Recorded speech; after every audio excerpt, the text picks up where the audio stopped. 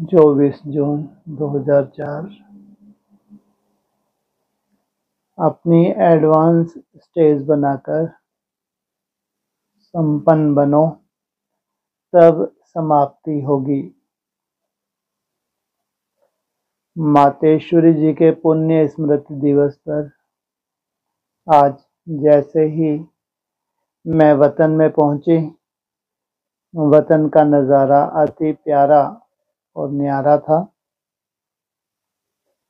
वैसे तो बाबा सामने खड़ा हुआ दिखाई देता है, लेकिन आज सामने एक सजी हुई स्टेज दिखाई दे रही थी और स्टेज के सामने पर्दा था। जैसे मैं आगे बढ़ते स्टेज के नज़दीक जाती रही तो पर्दा थोड़ा थोड़ा खुलता जाता था। जब मैं बहुत नज़दीक पहुंच गई तो पर्दा पूरा खुल गया और स्टेज पर भिन्न भिन्न फूलों के रूप में सजी हुई देखी, जिसमें 36 गुण बहुत सुनहरी लाइट के अक्षरों में लिखे हुए थे, जो बहुत चमक रहे थे। और सामने मम्मा बहुत बड़ी शक्ति सेना के साथ खड़ी थी। उसके बिल्कुल पीछे थोड़ा ऊंचे बाबा खड़े हुए थे और बाबा का हाथ वरदान के रूप में था। मम्मा के और सभी शक्तियों के हाथ में शिव बाबा के छोटे छोटे चमकीले झंडे थे। मैं तो पहले यह दृश्य देखती रही, फिर हमारी नज़र बाबा के ऊपर गई तो बाबा ने मुस्कुराते हुए बोला, आओ मेरे जन्म के साथी, सेवा के साथी, संपूर्णता के साथी, बच्ची आओ। ऐसा कहकर बाबा ने हमारे से नयन मुलाकात की। मम्मा ने भी ऐसे झंडा हिलाते हुए स्वागत किया। कुछ समय के बाद मम्मा जो शक्तियों के बीच में थी, वह बाबा के साथ पीछे चली गई और आगे सब दादियों की लाइन हो गई। मैं भी उस लाइन में चली गई। उसके बाद यह सीन मर्ज हो गई। फिर बाबा, मम्मा और मैंने अपने को ही देखा तो बाबा ने मम्मा से कहा कि मम्मा, बाबा ने आपको जिम्मेवारी दी और आपने फिर दादियों को जिम्मेवारी दे दी। तो मम्मा मुस्कुराई और कहा, ड्रामा यही था। ड्रामा में सन शोज फादर मदर गाया हुआ है, तो बच्चे माँ और बाप दोनों का साक्षात्कार कराएं। बाबा जब यह कह रहे थे तो हमारी दादी, दादी जानकी के साथ और कुछ दादियां इमर्ज हुईं और सामने एक वर्ल्ड का ग्लोब देखा। उस ग्लोब पर बहुत सारे चेहरे दिखाई दे रहे थे। सारा ग्लोब चेहरे से भरा हुआ था, लेकिन वह ग्लोब काला काला नजर आ रहा था, सुंदर नहीं लग रहा था। तो बाबा ने कहा, बच्चियां, इसे आपको सुनहरी ग्लोब बनाना है। तो इतने में ही हमने देखा सभी दादियों के नैनों से जैसे प्रकाश निकल रही है और सभी आत्माओं के ऊपर पड़ रही है। जैसे जैसे वो आकाश आत्माओं के ऊपर पड़ रही थी, वैसे वैसे उनके फेसेस थोड़े थोड़े बदल रहे थे। तो बाबा ने कहा, निमित्त जो मेरे बच्चे हैं, उन्हें अब यही कार्य करना है। इतने में ही मम्मा ने कहा, बाबा अब तक करना, कब तक करना है? तो बाबा ने कहा कि मम्मा यह इन बच्चों से पूछो डेट कौन सी रखी है। सभी मुस्कुराने लगे। मम्मा ने कहा, अभी बहुत दुख के रोने के आवाज आते हैं, क्या आप लोगों को नहीं आते? तो सब मुस्कुराए। तो मम्मा ने कहा, अभी एडवांस स्टेज पर जल्दी जल्दी कदम उठाओ। फिर मम्मा ने बाबा को कहा, बाबा आप डेट फिक्स करो ना। तो बाबा ने कहा, मैं नहीं करूंगा। यह बच्चों को डेट फिक्स कर स्वयं को संपन्न बनाना है और समाप्ति करनी है। किनको करना है? बच्चों को। कब का संदेश? 2004। जरूर भविष्य में क्या करेंगे बच्चे? डेट फिक्स करेंगे और क्या करेंगे? समाप्ति। तो कौन सी डेट है?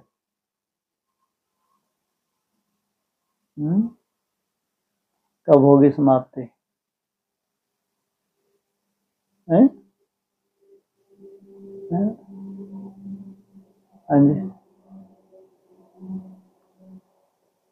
बोलो। तो ऐसे रूह रेहान चल रही थी। फिर बाबा ने मम्मा को कहा, मम्मा आज तो सभी बच्चे चाहे अव्यक्त रूप में जन्म लिया है, चाहे साकार रूप से, लेकिन सारे वर्ल्ड के बच्चे आज आपको याद कर रहे हैं। तो मम्मा ने कहा, हम भी तो याद करते हैं। तो बाबा ने कहा, अच्छा आज तो मधुबन से आपके लिए 36 प्रकार का भोजन आया है। तो मम्मा ने कहा, यह 36 प्रकार देख करके यही याद आता है कि यह 36 गुण ऐसे ही सबके जीवन में समा जाएं, जो सभी देवियां और देवताएं बन जाएं। फिर बाबा ने कहा, मम्मा अभी भोग तो स्वीकार करो। तो मम्मा ने कवर हटाया और सबके ऊपर दृष्टि दी। मम्मा ने कहा, यह 36 प्रकार का भोग तो बहुत सुंदर है। तो बाबा ने मम्मा को कहा, मम्मा आज तुम दादियों को खिलाओ। तो हम लोगों ने कहा, बाबा पहले आप मम्मा को खिलाओ। तो बाबा ने मम्मा को गिट्टी खिलाई। मम्मा ने सभी को अपने हाथ से गिट्टी खिलाई और एक गिट्टी लेके ऐसे वर्ल्ड के गोले पर घुमाई, जैसे मम्मा सभी बच्चों को खिला रही हो। फिर तो बाबा ने मम्मा को मर्ज कर दिया और हम सभी दादियां बाबा के आगे जाकर बैठ गईं। बाबा ने कहा, मैं आज एडवांस पार्टी की बात सुनाता हूं। तो हम सब ने कहा, हाँ बाबा हम भी सुनना चाहते हैं। बाबा ने कहा कि जो एडवांस पार्टी में हमारे मुख्य जो भी गए हुए हैं, आजकल वह अपने माँ बाप को कहते हैं, हमें स्वप्न में आता है कि मैं जैसे कृष्ण की राधा बनने वाली हूं। उन्हें यह स्मृति में नहीं है कि मैं राधा ही हूं, लेकिन जैसे स्वप्न में देखा जाता है, ऐसे कहती है कि हमें ऐसे लगता है जैसे कि मैं कृष्ण के साथ राधा बनकर खेल रही हूं, रास कर रही हूं। ऐसे स्वप्न आते हैं।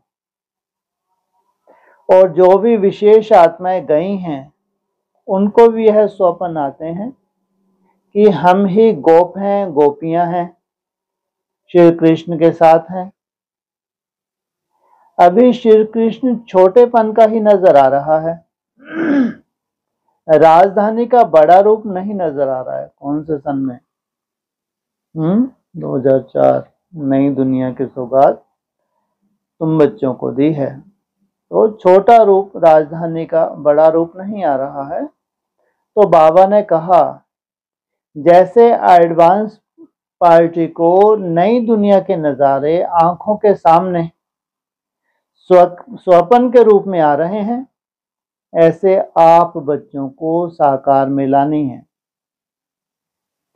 तो अभी आप उस गोल्डन दुनिया को इमर्ज करो। परमधाम में तो वाया जा करके स्वर्ग में ही आने वाले हैं। जैसे ब्रह्मा बाबा को लगता था कि नारायण की ड्रेस जैसे खूंटी पर लटकी हुई है, बस मेरे को पहननी है, ऐसे तुम लोगों को भी अभी स्वर्ग के नज़ारे साकार में आने चाहिए। आज हम यह हैं, कल यह जाके बनेंगे। तो बाबा ने कहा, अभी गोल्डन वर्ल्ड को अपनी स्मृति में लाना चाहिए। जैसे जैसे आप उस स्मृति में रहेंगे, तो यह वर्ल्ड जो है वह धीरे धीरे बदलती जाएगी। फिर बाबा ने पूछा, बच्ची और क्या समाचार लाई हो? मैंने कहा, बाबा सेवाएं तो बहुत चल रही हैं, सब जगह बड़े बड़े प्रोग्राम हो रहे हैं, दादी का संकल्प साकार हो रहा है। तो दादी और दादी जानकी साक्षी होकर सुन रही थी, सब मुस्कुरा रहे थे। उसके बाद बाबा ने कहा, अच्छा सभी बच्चों को याद प्यार तो देंगी ही, लेकिन बाबा एक शब्द की सौगात देता है। वह एक शब्द है, एक नामी, इकोनॉमी, एक रस, एकाग्रता और एकांतवासी। बस यही एक का पाठ पक्का करना, इसमें ही संपन्न बन जाएंगे। तो बाबा ने कहा, यही एक के पाठ की सौगात सभी बच्चों को देना। ऐसे कहते दादियों को बहुत स्नेह की नजर से निहाल किया और हमारे साथ दादियां भी नीचे साकार वतन में पहुंच गई। नेक्स्ट है 19 जुलाई 2004।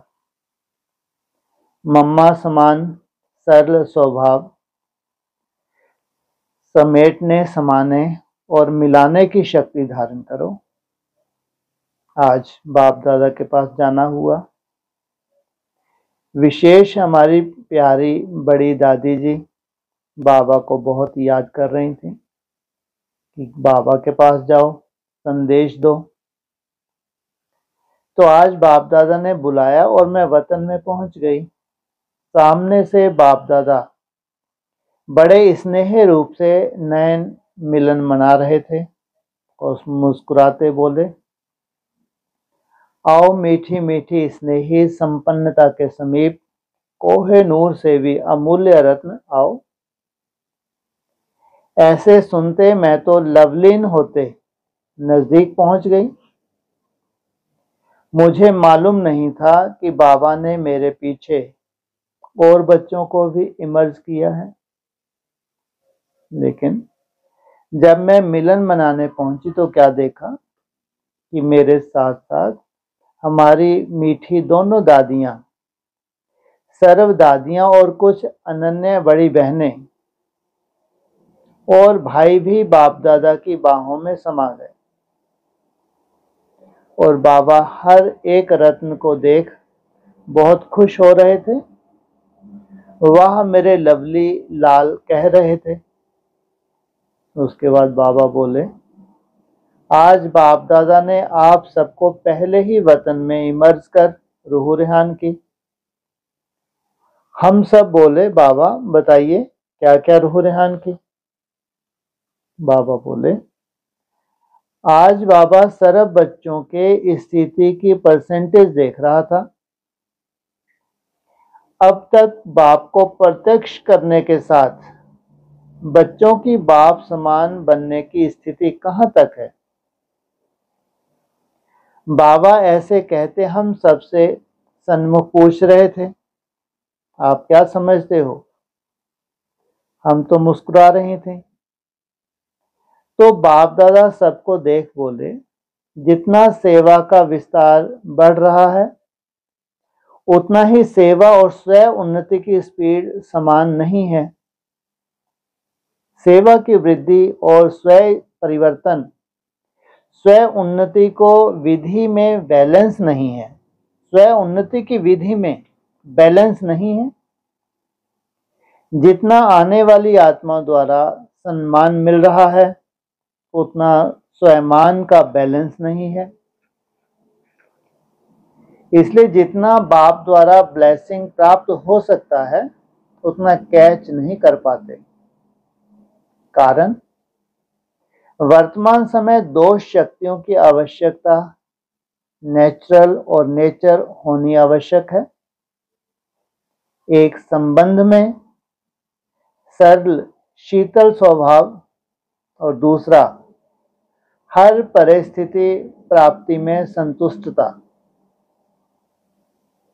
जरा भी संकल्प मात्र भी स्व प्राप्ति प्रति अभी यह भी होना चाहिए, वह भी मिलना चाहिए, यह भी हो, यह भी हो, यह नहीं हो, प्राप्ति स्वरूप हो, सर्व शक्तियां सर्व गुण का खजाना संपन्न हो, भरपूर बेफिक्र रूहानी बादशाह हो। जैसे आप सबकी जगदम्बा में सरल स्वभाव समेटने, समाने, मिलाने की शक्ति थी, जिस कारण नंबर 1 बन गई। ऐसे सबका साकार स्वरूप हो, यही बाप दादा सब विशेष बच्चों में देखना चाहते हैं। क्योंकि अब समय की रफ्तार और बच्चों की संपन्नता में अंतर है। ऐसे रूह रेहान कर रहे थे, अब आप बच्चों को सन्मुख सुना रहे हैं।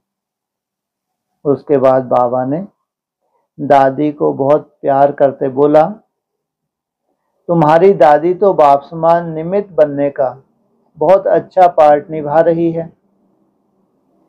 बाप दादा के दिल से सदा यही दुआएं निकलती, वाह मेरी बेदाग श्रेष्ठ डायमंड, बड़ी दिल खुशनुमा बच्ची, वाह। ऐसे कहते बाबा ने दादी जी को ऐसे अपने में समा लिया, जो ऐसे लग रहा था जैसे आत्मा परमात्मा मिलकर एक हो स्नेह में समाये हुए हैं। हम सब भी यह दृश्य देख देख हर्षित हो रहे थे। उसके बाद बाप दादा ने सबको बहुत शक्तिशाली दृष्टि दी और यह दृश्य समाप्त हो गया। मैंने अपने को बाबा के सामने देखा। बाबा बोले, बच्ची क्या समाचार लाई हो? मैं बोली, बाबा हमारी मीठी जानकी दादी अब पीस विलेज में है, जहां सर्व अमेरिका की चारों ओर की टीचर्स की रिट्रीट हो रही है। तो दादी ने और सब बच्चों ने खास याद दी है। मोहनी बहन, कला बहन और सर्व पीस विलेज के भाई बहनों ने भी बहुत याद दी है। बाप दादा सुनते ही जैसे एक एक बच्चे को अपने नैनों में समाते हुए बहुत बहुत याद प्यार दे रहे थे। बोलो मोहनी बहन, कला बहन, सर्व साथी मिलन मना रहे हो ना? गायत्री बहन और पार्टी खूब नाच रहे हैं। कितने नाम लें? हर एक अपना नाम पहले नंबर में समझना। बोलो। शेरोना बहन, बाप दादा की दुआओं की दवा मिल रही है ना? उसके बाद बाबा बोले, जनक राजा बच्ची तो है ही, दातापन के संस्कार वाली, देती रहती, लुटाती और उड़ती रहती। उनके साथी भी समान बनते जा रहे हैं। मोहनी बच्ची भी प्रकृति जीत बन, मिलनसार बन अच्छा पार्ट बजा रही है। इस बच्ची को तो जन्म से ही बाप दादा की नजर ने आगे बढ़ाया है, बढ़ाते रहेंगे। कला बच्ची और सेवा के साथी भी अच्छा निश्चय के नशे में, सेवा के उमंग उत्साह में उड़ रहे हैं। जो भी जहां से हर बच्चे आए हैं, बाप दादा सेवा का उमंग देख खुश हैं और हर एक बच्चे को बाप को पहचानने की विशेषता की दुआएं दिलाराम दिल से दे रहे हैं कि सदा अमर भव, उड़ती कला भव, कंबाइंड भव। बाप दादा की तो अमेरिका के सर्व बच्चों में श्रेष्ठ आशा है कि अमेरिका ऐसा वारिस निकालेंगे जो माइक भी हो, लाइट भी हो, ऑलराउंड सहयोग में भी माइट रूप हो। बोलो, अमेरिका की टीचर्स, बाप के साथी राइट हैंड, सफलता आपके गले का हार है ही ना, ऐसा कहते हर एक को स्पेशल याद प्यार देते सबको अपने दिल में समा लिया और हमको भी याद प्यार सहित साकार वतन में भेज दिया। अच्छा, ओम शांति।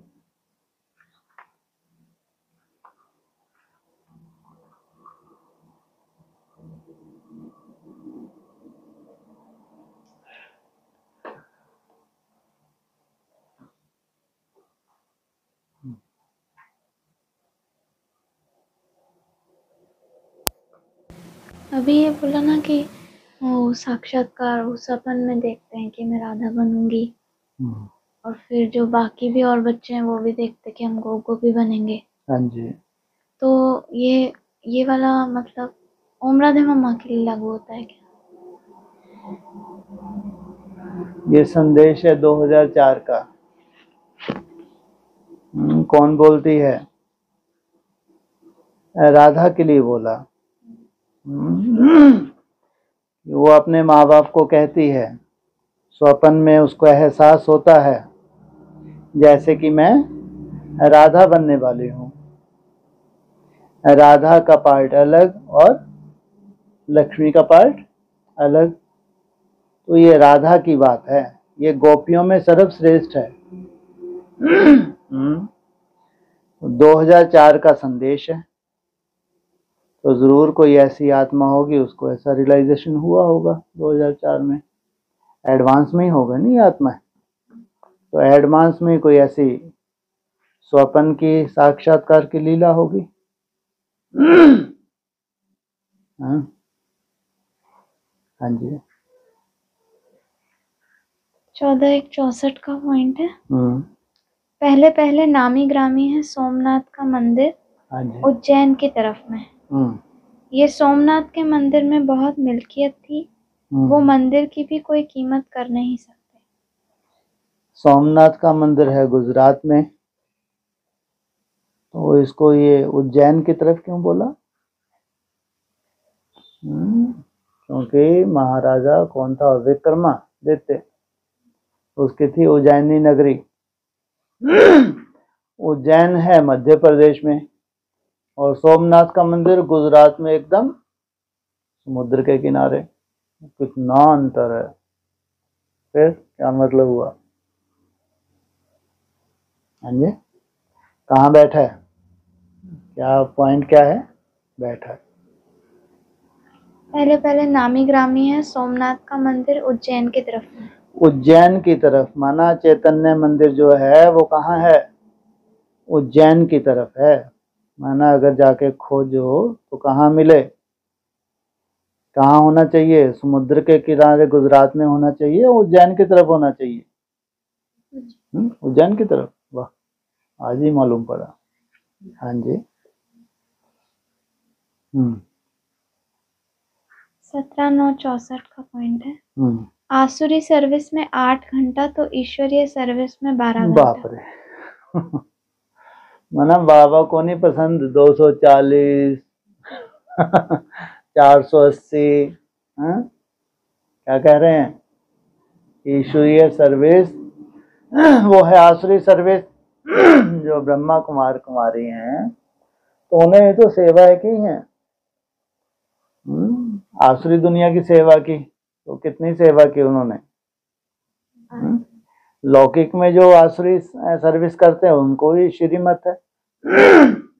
वो तो 8 घंटे करते ही हैं, गवर्नमेंट की जॉब भी हो या प्राइवेट। लेकिन यहाँ ईश्वर की अगर तुम क्या कर रहे हो, सर्विस कर रहे हो, तो कितने चाहिए? 720। वैसे तो अव्यक्त वाणी में 16 घंटे बोला है, लेकिन ये शुरुआत है। उसमें क्या है, मुरली का पॉइंट है, महावाक्य है, नए नए महावाक्य हैं, साकार मुरली के हैं। तो कितना चाहिए? 12 घंटे माना 720 मिनट। तब जाकर रिजल्ट निकलेगी। जब रोज तुम्हारी इतनी सर्विस होगी तो सोचो कितनी तेजी से रिजल्ट निकलेगी। आज ऐसे लगता होगा होगा नहीं होगा। समय भी कितना है अभी तुम्हारे पास? हाँ जी, 10 वर्ष है। तो 10 वर्ष में नहीं लगता हो जाएगा। 27 में जब इतना सुंदर होने वाला है तो फिर उसके बाद 31 आना है, फिर कितनी प्रैक्टिस बढ़ जाएगी। एक दिन भी प्रैक्टिस का मिस नहीं होना है, अमृत वेला मिस नहीं होना है, नुमा शाम मिस नहीं होना है, वायुमंडल और पावरफुल बनना है। तो 12 घंटे क्या बड़ी बात है। और 12 घंटे भी कितने घंटे में होने चाहिए। ऐसा नहीं दिन भर पेलती रहो अपने को। सुबह से शुरू होगी, रात को 9-10 बजे तक लगे हैं। हाँ, ये कोई कायदा है क्या? सुबह से ही शुरू हो गए और फिर 9-10 बजे सोते सोते भी जो थोड़ा सा रह गया तो बिस्तर में बैठ के लगी है। ऐसे थोड़ी होता है। कितने घंटे में होना चाहिए? 16, 17 नहीं। क्योंकि 75% तुम्हारी उस वक्त रिजल्ट निकलनी ही निकलनी है, 100% नहीं होगी। और बाबा ने भी 75 ही बोला है। 25% तो क्या है, बाबा की जेब में रखे हुए हैं। तो 16 घंटे की मेहनत जब करते हो तो कितनी रिजल्ट निकलेगी? 720। तो ये है तुम्हारे बैकुंठ की स्टेज। अब इसको नेचुरल और तुम्हारी नेचर में आना है। इसलिए आज ये बातें नोट करो, फिर देखना आगे चल के। उस वक्त लगता था अरे बाप रे बाप, तभी इतनी ईश्वरीय सर्विस कर भी पाएंगे कि बाबा की साकार मुरली में आया है कि कम से कम 12 घंटे तुमको ईश्वरीय सर्विस करनी चाहिए। तो आज तो ऐसे कि नेचुरल सा है। आज तो थोड़ी सी मेहनत करते हैं, सुबह ही बीज डालते हैं कि आज करना है तो हो जाता है। तो कोई ऐसी बाधाएं भी नहीं है अब तो। पहले तो बहुत बाधाएं होती थी, व्यर्थ संकल्प के तूफान होते थे, ऐसे कुछ नेगेटिविटी होती थी, आलस भी खूब होता था, अलवेलापन तो ढेर का ढेर था। अब तो इच्छा ही नहीं होती कुछ देखें कुछ सुने। क्या इच्छा होती है? कुछ खाएं। एक ही इच्छा होती है बस, लगे रहें लगे रहें। तो क्यों नहीं हो पाएगा? हाँ जी। 17/9/64। भले बुढ़ा भी हो जाएगा ना, तुम्हारा दांत वगैरह सब साबुत। मजाल जो कोई का दांत टूट सके वहाँ लॉ नहीं कहता है, क्योंकि दांत टूटा कुछ खाने को देते ही नहीं होंगे। लॉ नहीं कहता है कि दांत टूटा तो डिसफिगर हुआ। तो कैसा बुरे दिखाई देते हैं। कई देखो बुढ़ी बुढ़ियां होती है ना, बेचारे का दांत टूटा होता है तो कैसा अजीब सा दिखाई देता है। आजकल तो सबके दांत देखो कितने बढ़िया हैं। तो बाबा ने बताया कि वहाँ ये कितना बड़ा वो है भविष्य की, कि दांत हमारे कैसे होंगे, बिल्कुल पूरे के पूरे दांत लेकर जाएंगे। डिसफिगर हो गया। तो अगर एक दांत टूटा हुआ तो तुम इस काबिल नहीं हो, कहाँ जाओ। चेहरा ही तुम्हारा ऐसा नहीं है कि तुम नई दुनिया के काबिल हो। नया तो लग जाता लग जाता होगा नया, ऐसे बाबा ने पूरे ही लगवा दिए थे। लेकिन अब तुम लोगों के दांत तो कहीं जाने वाले ही नहीं है। बुढ़ापे में भी सोचो आप, तो खाने पीना इतना बढ़िया है तुम लोगों का, खान पान रहन सहन इतना बढ़िया है। तो आजकल वैसे भी जैसे हम बूढ़े हो गए, देखो दांत मस्त हैं अभी भी। वैसे भी थोड़ी केयर कर लो तो 70-80 साल तक दांत चल जाते हैं, फिर आप लोगों के तो सवाल ही पैदा नहीं होता। इसलिए बाबा ने कह दिया कि अगर किसका दांत टूटा है तो हमको नहीं लगता ये स्वर्ग में है। सोचो, पूरे स्वर्ग का नक्शा ही बिगाड़ दिया इसने। दांतों की इतनी वैल्यू है वहां पर। हाँ जी। 17/9/64। तुमको सब खानियां नहीं मिलेंगी, जितना तुमको चाहिए इतना ले सकते हो। जो पड़े हुए हैं वो भी तुमको मिल जाएंगे। तुमने साक्षात्कार किया है कि कैसे तुम अपना एरोप्लेन में सोना गुफाओं में जो पड़ा है वो कहाँ जाएगा, तो तुम्हारे लिए तो पता नहीं क्या है। पूरा जलवा है तीसरे नेत्र का। जब तुम्हारा तीसरा नेत्र खुलता है तो मुरली में बोला, तुम एक ही स्थान पे बैठे बैठे सब देख सकोगे, कैसे कैसे क्या क्या छुपा हुआ है, धरती के अंदर क्या क्या छुपा हुआ है, और लेने वाला भी कोई नहीं है। फिर तुम अपने एरोप्लेन से जाते हो, भर के ले आते हो गुफाओं में। तो तुम्हारे खुद के खजाने भी हैं।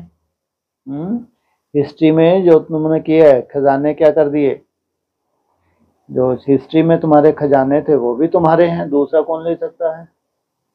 तो मेन है जब तुम्हारा तीसरा नेत्र खोलता है तो तुमको सब दिखता है। धरती के अंदर कहाँ कहाँ क्या क्या छुपा हुआ है, खानिए हैं, उन खानियों से निकाल के क्या करेंगे, कहाँ जड़ेंगे, महलों में जड़ेंगे। हाँ जी। वंडर है इजी एकदम सब कुछ। तुम ऐसे ही महल बनाते रहेंगे, साहूकार सोने के, गरीब चांदी के, धनवान प्रजा भी सोने के बनाएंगे। वाह क्या बात है। बाबा ने कहा कि अगर सोने के अगर दीवारें हो जाएं तो फिर क्या हालत हो जाए रहने वालों की। उसमें सोना लगा हुआ होगा, जवाहरात लगे हुए होंगे, बाकी ऐसा नहीं है। जो ईंटें होंगी वो किस चीज की होंगी, वो प्रोसीजर यही होगा जो खुदाई में मिल रहा है, लेकिन सोना इतना होगा, उसकी क्या करते हैं, सजावट करते हैं। हीरों से क्या करते हैं, सजावट करते हैं। बाकी ये नहीं है जैसे हमने कल्पना कर रखी है सोने के चांदी के महल। और फिर बाबा ने एडवांस में बेहद में बताया। हाँ, प्रजा भी कितना है उसके पास, अपने शरीर निर्वाह से बहुत अधिक है। वहां कोई को भी ऐसा दिक्कत नहीं है, किसी भी तरह कोई दिक्कत नहीं है। हाँ, रॉयल्टी है, राजाओं का अपना है रहन सहन है, प्रजा का अपना है, और साहूकार जो प्रजा है उनके पास भी धन की कोई कमी नहीं होती। हाँ। 17/9/64। यहाँ संदेशियों ने कभी जर्मनी नहीं देखी है, तो इनको जर्मनी भी बता देते हैं। नहीं जाते थे जर्मनी में बॉम्ब्स कहाँ बनते हैं, गुफाएं क्या है, तुमको ले जाता था। तुमको पुरानी और नई दुनिया का दोनों का साक्षात्कार कराते हैं। उस वक्त तो जब बम की शुरुआत हुई है तो जर्मनी, जर्मनी माना जड़ बुद्धि हैं जिन्होंने शुरुआत की है। आज की डेट में अगर तुम देखोगे तो कौन से उसको देश को देखोगे बम्बों के लिए कि कहाँ ये गुप्त रूप में कैसे कैसे बम निर्माण कर रहे हैं। उसको तो बाबा ले गए, उन्होंने क्या दिखाया, जर्मनी में दिखाया कैसे कैसे ये लोग बम बना रहे हैं, कितने खतरनाक बम बना रहे हैं। वो भी देख रहे थे, बैठे कहाँ थे, वहां बैठे बैठे तीसरे नेत्र के द्वारा देख रहे थे। अभी कहाँ देखोगे तुम, अगर देखना होगा तो हाँ, रूस को देखोगे कि रूस में ये कितने खतरनाक अंडरग्राउंड बम बना रहे हैं। तो उस वक्त कुछ भी आप देख सकेंगे, कहीं पे भी जा सकेंगे, एक ही स्थान पे बैठे बैठे। जाने का मतलब ये बोला है कि एक ही स्थान पे बैठे बैठे बाबा तुमको सब दिखाएंगे, जहां तुम कभी गए ही नहीं हो वो स्थान भी कहाँ बैठे हुए देखोगे। हाँ, घर बैठे बैठे देखोगे। हाँ जी, देखेंगे सब खत्म हो जाएगा तब देखेंगे। ना फिर मतलब ही क्या रहा, ना मतलब ही क्या रहा मेहनत करने का, जब सब खत्म हो गया, अमेरिका की दुर्दशा हो गई और हम देखना चाहते हैं, जर्मन को देखना चाहते हैं। सब देखेंगे भी कुछ तबाह नहीं होने वाला। खासकर ये दिखा किस लिए रहे हैं, जर्मन को किस लिए दिखाया, क्योंकि वहां क्या बन रहे हैं, विनाशकारी बम बना रहे हैं तो बाबा उसमें बोला है, तो बाबा दिखाएंगे ये कैसे कैसे देखो इन्वेंशन कर रहे हैं, तैयारी कर रहे हैं विनाश की। फिर अमेरिका का भी जिक्र आया, तो ये कोई बहुत बड़ी बात थोड़ी है। तब तो कोई साधन नहीं थे, अब तो बैठे बैठे टीवी में। हाँ, टीवी में ये रहस्य थोड़ी खोल रहे हैं। जो इतनी बड़ी बात है वो कहाँ किस रूप से कैसे कैसे बम इन्वेंशन कर रहे हैं, इन्वेंट कर रहे हैं, वहां जाके वो देखना बहुत बड़ी बात है। ये चीजें टीवी में नहीं आ सकती, क्योंकि हर एक गवर्नमेंट अपने गुप्त रखती है, कभी भी प्रत्यक्ष नहीं करते। कुछ ऐसे बम्स होते हैं अगर वो प्रत्यक्ष दूसरे भी बना लेंगे। मान लो ऐसा कोई बम बन जाए और समुद्र के नीचे नीचे ही जाके, जहां आपकी राजधानी है नीचे ही नीचे से जाके पूरा वहीं जा, ऊपर कोई को मालूम ही नहीं है, अंडरग्राउंड ही जा रहा है, फिर छेद करते हुए बाहर जाके फूट जाए तो क्या मालूम क्या कुछ चल रहा है। माना दूसरा भी फिर कल्पना करेगा, आज अगर ये अनाउंस कर दें दूसरा भी बना लेगा। इसलिए ऐसे खतरनाक जो चीजें हैं ना वो अनाउंस नहीं करते, बताते भी नहीं। हाँ, तो बाबा ने इसलिए इशारा दिया कि क्या क्या तैयारियां चल रही हैं, बाबा वो दिखाएंगे। तो जब फूट गए तो थोड़ी देखोगे तुम, हैं? हाँ, तो वही तो फूट कब तक फूट जाएंगे ये क्या पता है। आप लोगों की कभी कर्मातीत अवस्था होगी है? अगर इतने आशावादी हो, चलो छोड़ो, आपकी तो छोड़ो, किसी की तो हाँ ये ठीक है ना। अगर एक की भी हमारे अंदर किसी की कर्मातीत अवस्था हो गई, सबकी कर्मातीत अवस्था अपने अपने स्टेज पे सब क्या हो जाएंगे, सेट पास हो जाएंगे। सोचो फिर क्या नहीं देख सकते हम। मान लो एक भी देख कर आ रही है तो अपने परिवार में नहीं बताएगी क्या? तो सोचो नजारा दूर थोड़ी है। ये 10 वर्ष कोई साधारण नहीं है भाई। हम लोग जिस स्टेज की कल्पना करते हैं वो जैसे लगता है पूरा प्रोग्राम हमारे सामने फिक्स बना हुआ है। ये जो हमको ये 3-3 महीने की जो भट्टियां दे रहे हैं, इसलिए कहते हैं ना ज्यादा नहीं, केवल 27 में जैसा भी आप लोग अनुभव कर रहे होंगे 27 ज्यादा दूर नहीं है। तो वहां से ही इतना निश्चय बुद्धि होंगे, भविष्य के लिए कुछ भी ऐसा नहीं लगेगा ये होगा या नहीं होगा, ना कोई ऐसा चमत्कार लगेगा। हाँ जी। बाकी हाँ जो तुम होंगे पिछाड़ी में, तुम बहुत कुछ देखेंगे। हाँ, लड़ाई देखेंगे अगर होंगे तो।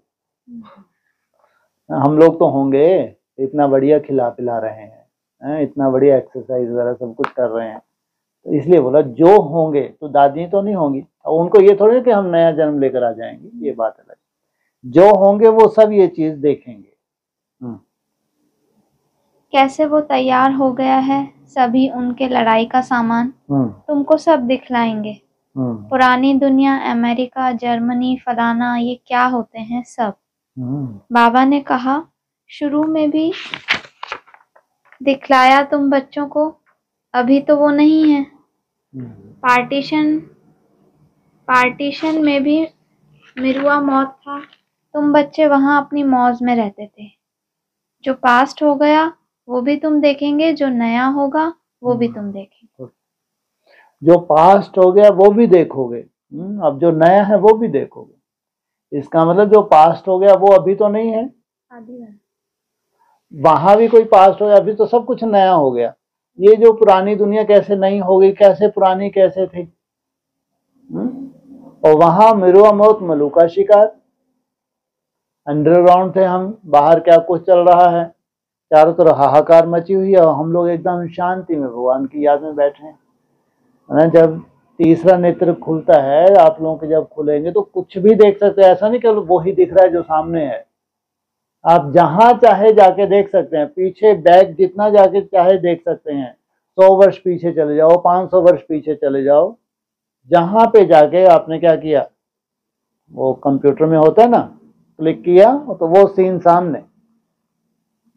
इसलिए ऐसी वंडरफुल है ये, जो कहते हैं तुम क्या बनते हो, एक दर्शी नहीं, क्या बन जाओ, त्रिकालदर्शी। का मतलब ही ये है कि चाहे भविष्य का और चाहे भूतकाल, कुछ भी देख सकते हो और तुम देखोगे। मतलब ये सब तीसरा नेत्र खुलने के बाद होगा? तो पहले पहले ये टीवी है, फिर थोड़ा थोड़ा कुछ कुछ। अबे थोड़ा सा तो आगे बढ़ो, कुछ कदम तो आगे बढ़ो। 240 पे अटके है। बातें बहुत बड़ी बड़ी हैं अपनी दुनिया की, थोड़ा सा आगे बढ़ो, जो भी नज़ारे होंगे फिर आगे देखते हैं। मतलब वही बोलता था ना। अब ये तो कम से कम तुम लोग कह सकते हो कि अगर ये महावाक्य हैं मुरलियों के, तो है तो ब्राह्मणों के लिए। अभी तक अगर कोई भी ब्राह्मणों ने ऐसा कुछ कहीं पे भी नहीं बताया, तो फिर तो ये झूठे हो जाएंगे ना महावाक्य।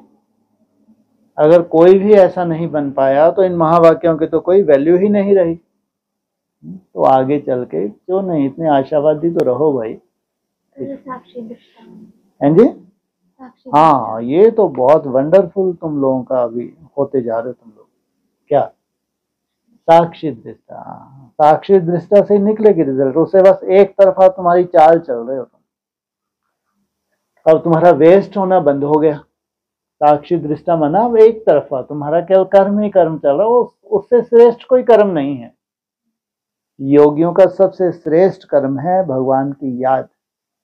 जब साक्षी दृष्टा होते हैं तो फिर वेस्ट नहीं होता और अपनी मंजिल की तरफ कदम बढ़ते जा रहे हैं। सब होगा। और ये सबसे कि विनाश से पहले होगा, विनाश के बाद में। फिर वही बात, डिले होता जा रहा है। तो अच्छी बात है ना, डिले होता जा रहा है। 37 कैसा होगा कल्पना करके देखो। अब ब्रह्मा कुमारी ने पूरे विश्व में बोला हुआ है 100 वर्ष का समय, तो उनकी कुछ तो लाज रखेगा नहीं रखेगा?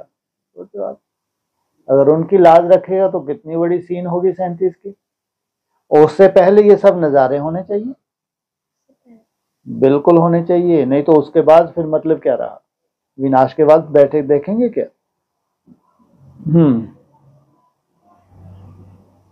17/9/64। हम जरूर बाप को याद करके पिछाड़ी में ये सभी वंडर्स देखेंगे। हम कहाँ जर्मनी, अफ्रीका कुछ भी नहीं देखा। हम क्यों नहीं पुरानी दुनिया देखेंगे सारी? तो फिर बाबा तो बहुत बहलाएंगे ना, सब दिखलाएंगे तुम लोगों को। जब नई दुनिया का साक्षात्कार कराता हूँ, पुरानी दुनिया का भी साक्षात्कार तुम चाहो, बाबा हमको थोड़ा अफ्रीका तो दिखलाओ। वो बच्चों को दिखला सकते हैं। नई दुनिया का साक्षात्कार तो दौड़ दौड़ के करते हैं बच्चे कि बाबा नई दुनिया दिखाओ। तो नई दुनिया मेरी है तो पुरानी दुनिया मेरी नहीं है क्या? तो आप पुरानी दुनिया भी देखना चाहेंगे तो दिखाएंगे। जो भी कंट्री वर्तमान समय क्या चल रहा है, कैसा है, वो सब दिखाएंगे। नई दुनिया भी, ये कोई बड़ी बात नहीं है। पुरानी दुनिया देखना कोई बड़ी बात नहीं है, बड़ी बात है एक्यूरेट नई दुनिया देखना। वो किस रूप से होगी, कैसे कैसे होगी? पुरानी दुनिया तो जिनके पास पैसे वैसे हैं वो भी देख लेते हैं, लेकिन नई दुनिया नहीं कोई देख सकता। तो हम नई दुनिया भी देखते हैं, तो अगर चाहेंगे तो पुरानी दुनिया भी देख सकेंगे। 18/9/64। बच्ची समय बाकी थोड़ा है। ये जो घड़ी बनाई हुई है उनमें वास्तव में फिराए तो नहीं सकते हैं कांटे को। यहाँ से कांटा शुरू हुआ है, यहाँ तक आ गया है। तुम जानते हो इस कांटे को कितना वर्ष हुआ है? शुरू हुआ है फिरना और नील से निकला है, अभी आकर के 12 के नजदीक पहुंच गया है। अभी जब से बाबा आए हुए हैं फिर उस टाइम को गिनना होता है। नील से शुरू हुआ है, 12 बजने वाले हैं। और जब से बाबा आया हुआ है तो कहाँ जाएं? कहाँ पे ले जाएं इसको? कितने वर्ष का था संगम युग? पहला 40 वर्ष का था। तो वहाँ कितने बजे है? 12 बजे। हाँ बिल्कुल ठीक। अंधकार खत्म हुआ और नई दुनिया की शुरुआत हुई। वहाँ कहेंगे शिव जयंती, लेकिन वो अभी प्रैक्टिकल नहीं है। वहां से फिर 12 घंटे के बाद क्या हो रहा है? उजाला शुरू हुआ, तो 12 घंटे के बाद फिर क्या होने वाला है? हाँ, अंधकार की शुरुआत हो जाएगी। AM और PM, तो उसमें सीधा सीधा 24 जोड़ दो, 24 घंटे। कहाँ पहुंच जाओगे 76 से 2000। हाँ अब जाके 2004 फिर वो 3-4 वर्ष रूम के दिए, अब जाके हुआ है नई दुनिया की सौगात तुम बच्चों को दी है। अब सवेरे की शुरुआत हुई है, लेकिन वो भी अंडरग्राउंड, अभी ओपन नहीं है। जो नई दुनिया प्रैक्टिकल हो गई तो वो भी अब अंडरग्राउंड है। वहां से फिर तुम 24 28 क्यों, वहां से लो ना 2000 से, अब आया जाके 2024, अब कह सकते हैं प्रैक्टिकल। इसलिए बाबा ने पहले ही इशारा दे दिया, तमो प्रधान से सतो प्रधान बनने के लिए तुम बच्चों को 40 से 50 वर्ष लगते हैं, 27। अब वो कहेंगे जो कांटा बिल्कुल पास में है वो ऐसा दिखता भी है 2-3 मिनट, तो ये वो जो 2-3 मिनट हैं वो बेहद के, वो अभी की बात है। 1 मिनट आगे सरकेगा तो कौन सा ईयर आ जाएगा, है जी, लो 27। हाँ, फिर आगे सरकेगा 1 मिनट और आगे सरकेगा तो 31। हाँ, फिर और आगे सरकेगा, 3 मिनट की बात है ना, उसमें भी लगभग 2.5-3 मिनट ही हैं। फिर और आगे सरकेगा तो 10:10 होंगे, माना टाइम इज ओवर। हाँ जी। 18/9/64। जल्द ही वो समय आएगा बच्ची, तुम किसके सामने बैठेंगी और उनको साक्षात्कार होने लग जाएगा। किसका साक्षात्कार होगा? अगर तुम बाहर में होंगी तो ब्रह्मा का और कृष्ण का साक्षात्कार तो बहुतों को होता है। आगे चलकर तुम्हारी सभा का भी साक्षात्कार होगा कि जाओ इस सभा में जाओ, ब्राह्मणों की जाओ, वहां तुमको मैं मिलूंगा। इसीलिए तो मेरे को भी हैरानी होती है कि इतना बड़ा शिवलिंग क्यों बना रखा है। देखो एक अलग ही पहचान है, और किसी को लगातार कोई दिखे ऐसा, कोई एक वाइट सा मकान है ऐसा ऊपर, लेकिन बड़ा सा शिवलिंग है, तो अगर ऐसे ढूंढे निकले ना कहीं पे भी, जहां शिवलिंग तो अलग ही दिख जाएगा वो, है ना। वो फिर क्या करेंगे आगे चल के? हाँ है नहीं, उनको ऐसा दिखाएंगे। अगर तुमको संगठित रूप में ऐसी आत्मा को देखना है तो कोई शिवलिंग ढूंढो पहले जाके, है? ऐसा सफेद शिवलिंग है, वहां ऐसे ऐसे ये आत्माएं मिलेंगी संगठित रूप में। सोचो, ये साक्षात्कार आगे चल के होंगे। जो उड़ते हुए हैं वो बाद में दिखेंगे, जैसे आदि में हुआ आदि सो अंत, आदि में भी हुआ, अंत में कोई तो पहचान होनी चाहिए। जहां वो संगठित रूप में तपस्या कर रहे हैं तो वो पहचान बताइए कि क्या करो, वो जरूर उनका क्या पहचान है, बड़ी ते बड़ी। हाँ, और शिवलिंग भी कैसा, सफेद शिवलिंग। कौन सा यादगार है, कौन सा वो सफेद शिवलिंग? अमरनाथ का यादगार। हाँ, तो वो बच्चों के साक्षात्कार, संगठन के साक्षात्कार की बात की। हाँ जी। 18/9/64। राम की बंदरशाला और कृष्ण की गौशाला। हाँ जी। रामचंद्र ने बंदरों की सेना ली है और कृष्ण ने माताओं की गौओं की ली है। हाँ जी। बंदर को मंदिर लायक बनाया, कृष्ण की गौशाला और राम की बंदरशाला। सेना ली है बंदरों की, किस लिए? बंदर को क्या बनाया? मंदिर लायक बनाया। तो एडवांस पार्टी में कौन सी सेना थी? बंदर सेना। और ब्रह्मा बाबा को कौन सी सेना? गौशाला। हाँ जी। 18/9/64। तुम भी जितना जितना बाप को याद करेंगे, थोड़ा नहीं बहुत एकदम, तुम्हारा बुद्धि योग जाएगा, तब तुम्हारा दूध शिव बाबा को चढ़ेगा, तब राजी होंगे। भगवान को राजी करना कोई मासी का घर है? सोचो। भक्ति मार्ग में दूध किस लिए चढ़ाते हैं? कि हमारी मनोकामनाएं पूरी हो जाएं। और तुमको किस लिए राजी करना है उसको? कौन सी मनोकामना है तुम्हारी जो पूरी हो जाए तब वो राजी होगा? हैं जी? बाप समान बनना, जो भी हो, लेकिन उसको राजी करना कोई मासी का घर नहीं है। क्या बोला? इतनी सुंदर तुम्हारी एकाग्रता हो, उस एकाग्रता से फिर जो तुमने प्योर दूध उसके ऊपर चढ़ाया है, इतनी सुंदर प्योरिटी की पावर, तब वो राजी हुआ। तब जाके फिर तुमको कहाँ बिठाया? पलकों पे बिठाया और कहाँ ले गए? अपने साथ ले गए। हाँ जी, होगा, राजी क्यों नहीं होगा, इतनी मेहनत कर रहे हैं।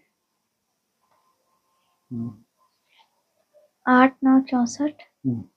कोई कोई को बस खाना चाहिए, आराम चाहिए और कुछ सुनती नहीं है।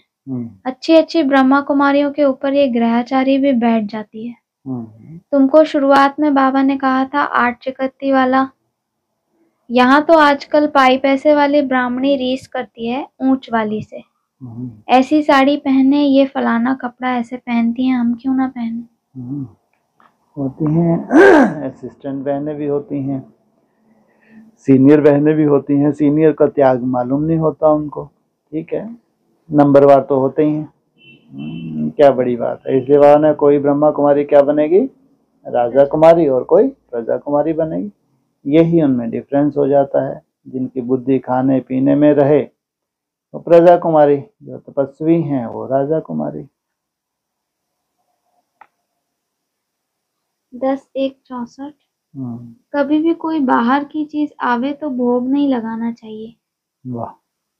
जबकि शिव बाबा को भोग नहीं लगाते तो ये क्यों लगावे। जो ये मिठाई बनाकर आते हैं वहां से तो बहुतों का हाथ लगते हैं। भोग सदैव ताजा बने। लिख देवे भोग किसी का भी नहीं लगेगा, जो बनाकर आएंगे वो ताजा बनेंगे। ले आओ, आप सीधा विदा दे दो, सीधा ही बोलते हैं ना उसको।